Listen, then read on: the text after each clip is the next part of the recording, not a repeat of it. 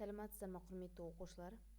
Бүгін біз сіздермен математика 4-ші сынып сабағын бастаймыз. 33-ші сабақ. Оқулықтың 121-122 беттері. Олай болса, мына екінші тапсырмаға қарайық. Бізге мәтін есеп берген. 2-нің асы. Егер массаның жылдамдығы секундына 4 метр болса, 19 секундта қанша арақашықтықты ұшып өтеді? Бұл жерде уақыт белгілі, жылдамдық белгілі, арақашықтық табу үшін біз көбейту амалын қолданамыз. 2-нің әсі. Қарға секундына 10 метр жылдамдықпен 150 метр жерді ұшып өтті. Ол осы арақашықтықты қанша уақытта ұшып өтті? Бізде бұл жерде уақыт белгісіз, уақытты табу үшін арақашықтықты жылдамдыққа бөлеміз. Бысында дәл солай арақашықтықты уақытқа бөлеміз, сол кезде бізге жылдамдық шығады. Теплоход сағатына 30 км жүрді. Келесі оқушылар 3-ші тапсырма. Амалдар бойынша жаз және есепте. Бізге бұл жерде 3 амал берген: көбейту амалы, қосу амалы және тағы да көбейту амалы. Біз әуелі көбейтулерді орындап алып, мәндерін бір-біріне қосамыз. Сонда біріншісінде 706.271 мен 2-нің көбейтіндісі 1.412.542-ге тең. Келесі 16.758 бен 3-тің көбейтіндісі 50.274-ге тең. Осы екеуінің мәнін қосамыз. Екіншісінде бізде 2 амал есеп берген. Әуелі бұл жерде жақшаны орындаймыз, содан соң бөлу амалын орындаймыз. Үшіншісі 3 таңбалы есеп. Әуелі бөлуді орындаймыз. Бөлуді орындаған кезде бізде 186.577 шықты. Содан кейін қосу, содан кейін азайту амалын рет-ретімен орындаймыз.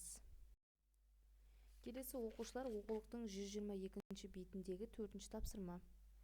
Жаяу жүргінші сағатына 5 км жылдамдықпен жүрді.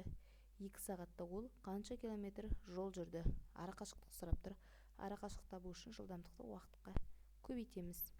Әсінде велосипедші сағатына 15 км жылдамдықпен жүрді.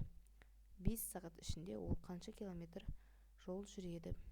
Бұл жерде де көбейту амалы қолданылады. Бұл жерде арақашықтықты сұрап отыр. 7-ші тапсырма.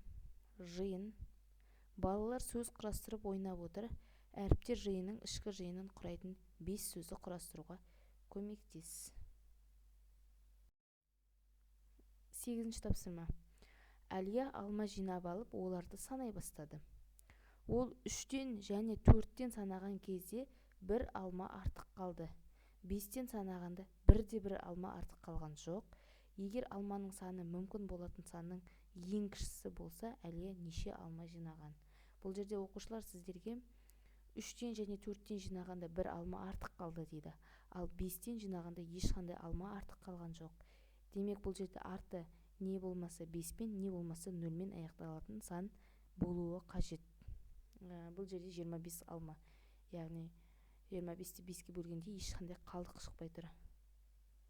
Ал 3-тен бөлген кезде 8-ден бөлініп, біреуі артық қалады. 4-тен бөлетін болса 6 шығып, біреуі артық қалады.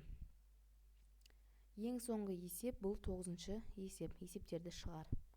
Асы. Мектептен үйге дейінгі арақашықтық 900 метр. Әлияға осы арақашықтықты минутын 60 км жылдамдықпен жүріп өту үшін қанша уақыт керек? Уақытты табу үшін арақашықтықты жылдамдыққа бөлеміз. Сонда Әлияға 15 минут қажет болады. Әсі. Бала 20 метр арақашықтықты 10 секундта жүріп өтті. Ол қандай жылдамдықпен жүгірген? Арақашықтық белгілі, уақыт белгілі, яғни 10 секунд. Бізден жылдамдық сұрап тұр. Жылдамдық табу үшін әрине біз бөлеміз. Бұнда дәл солай жылдамдық сұрап отыр. Тағы да бөлу амалын қолданамыз. Осымен балалар, біздің сабағымыз аяқталды. Келесі кездескенше сау болыңыздар оқушылар.